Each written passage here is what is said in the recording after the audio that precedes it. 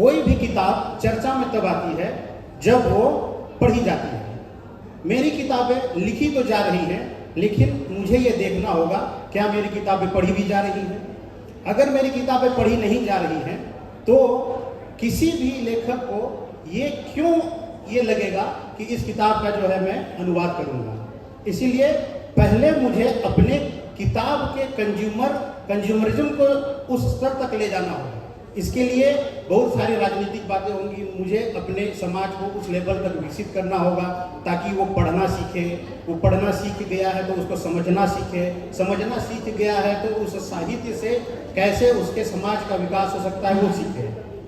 तब मेरी किताबों को नोटिस में लिया जाएगा। जब मेरी किताबों को मेरे लोग नोटिस में नहीं ले पा रहे हैं तो मैं कैसे उम्मीद करूंगा कि दिल्ली में बैठा कोई लेखक तक मेरी किताब पहुंच रही है। जब उस तक मेरी किताब नहीं पहुंच पा रही है तो फिर मैं क्यों उम्मीद करूंगा कि वो मेरी किताब का अनुवाद करेगा।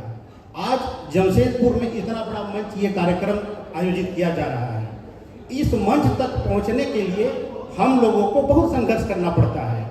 धन्यवाद है इस कार्यक्रम के संयोजक ब्रजेश मिश्र जी का, जिन्होंने हमें ये मंच दिया।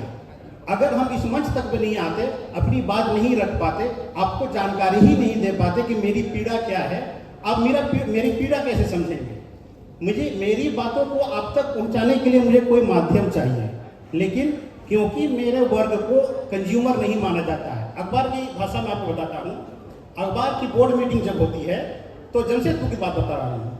जमशेदपुर में अखबार की बोर्ड मीटिंग में अब थोड़े हालात बदले हैं, जनजातीय समुदाय को अखबार का टारगेट रीडर नहीं माना जाता है।